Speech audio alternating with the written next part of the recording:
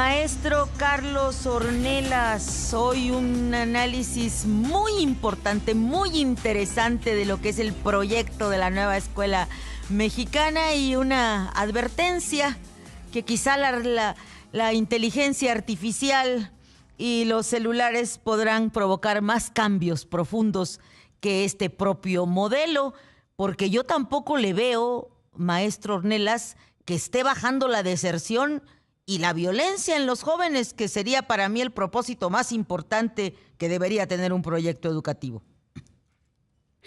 En efecto, mi querida Ivonne, me da mucho gusto saludarte. Bueno, los planteamientos de la Secretaría sí está y además anuncian que ha disminuido la deserción cuando las cifras muestran lo contrario, pero sí dice que con las becas y otros proyectos va a disminuir, cosa que no lo han cumplido.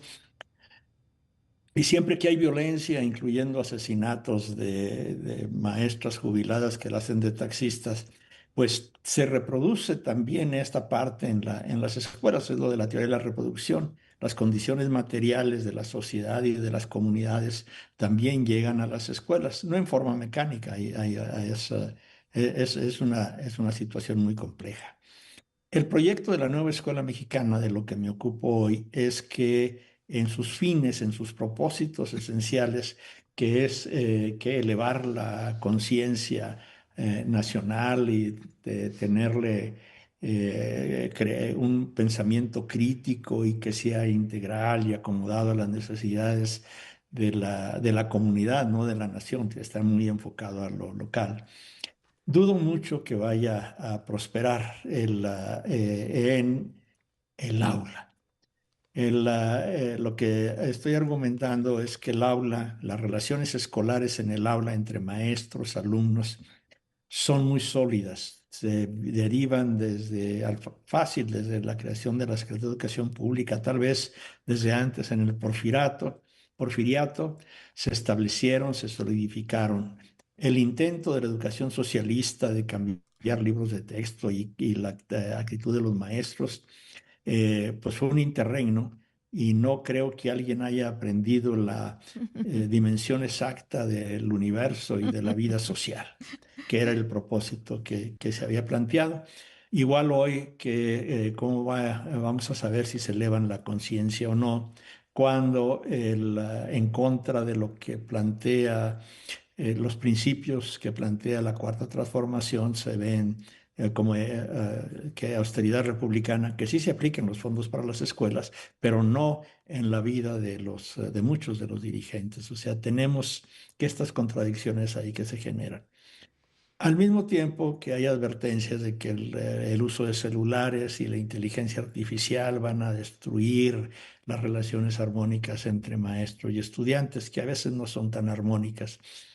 Y en estas cosas andan la nueva escuela mexicana, los libros de texto, el paquete de libros de texto no ha penetrado a las aulas, no ha llegado todavía a ser parte, digo, es el conocimiento oficial, pero no es el conocimiento hegemónico, porque todavía en muchas partes siguen utilizando los textos anteriores, se los dan a los papás para que se los lleven, pero no los utilizan en muchas escuelas que tienen esta autonomía que conquistaron los maestros y siguen más o menos igual. No obstante, sí hay convencidos de la 4T que relatan sus experiencias y una de ellas es la que compiló y apenas presentaron la semana pasada aquí en Durango, Vianney Sariñana Rancho de la Escuela Normal Rural aquí de la Guadalupe Aguilera, que se llama Nueva Escuela Mexicana, Perspectivas y Realidades, que son testimonios de docentes, mujeres y hombres,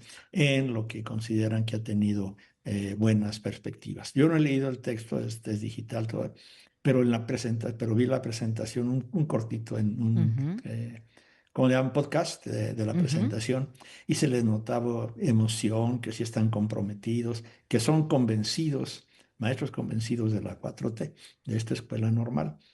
Pero revolución de las conciencias es difícil que se vaya a lograr. En cambio, con la inteligencia artificial está avanzando mucho más rápido y mi intuición, así que en 4 o 5 años vamos a empezar a notar cambios sustantivos en esas relaciones dentro del aula. Y no va a ser de la comunidad, sino de los avances tecnológicos y sus aplicaciones. Sin duda alguna, y pues también lo importante es qué tanto este modelo o la tradición puede hacer frente a las conductas de violencia, maestro, que se dice que pues, han crecido mucho también en las escuelas, ¿no? Sí, bastantes estudios lo documentan, la violencia tanto entre pares, entre los mismos alumnos, como lo que documentamos hace 2 semanas de esta estudiante en Chiapas que se le armó de Ujú, valor, tomó el micrófono en la ceremonia de ujú. graduación, aventó al maestro de ceremonias y denunció la agresión de la que fueron objeto y les dijo o de que las estudiantes, que eran más de 30 las agredidas y que ella lo sabía, que levantaran la mano, y 6 levantaron la mano, ya empezaron ahí. Y al mismo tiempo en el diario de Yucatán te documenta, porque solicitó información a la Secretaría de Educación local, que en el año anterior se denunciaron, no que haya, fueron más las que no se denunciaron tal vez, se denunciaron más de 600 agresiones de maestros hacia alumnas y alumnos. Sí, claro, Entonces, eso es lo que urge atender.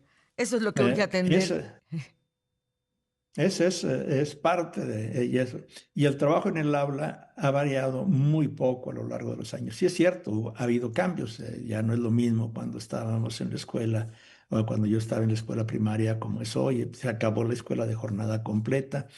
Hay más libros de texto. Cuando yo era estudiante eran resúmenes, porque en las escuelas públicas de pobres pues no había para comprar libros de texto. Entonces las maestras, la gran mayoría eran mujeres, pues a dictar lo que era el conocimiento oficial, y había cierto tipo de eficiencia y además se alcanzaban muchas cosas. Yo recuerdo que al terminar tercero de primaria, mis compañeritos y yo podíamos sumar y restar fracciones, y si teníamos alguna falta de ortografía, el reglazo en Pues la mano, muchas a gracias aprender. por todo este recuerdo y reflexión, maestro Carlos Ornelas. Un abrazo y seguimos siempre en contacto contigo.